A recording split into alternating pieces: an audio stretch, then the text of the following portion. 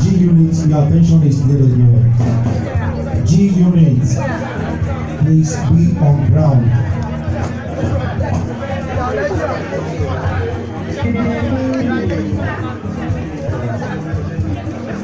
G-Unit, please be on ground.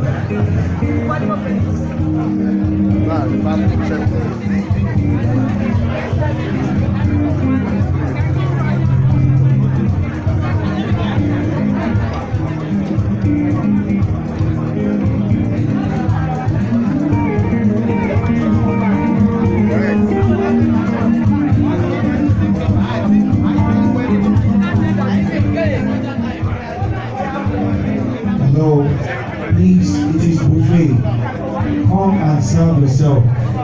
Come to the tent behind me there. Come and serve yourself. It's buffet. Thank you very much.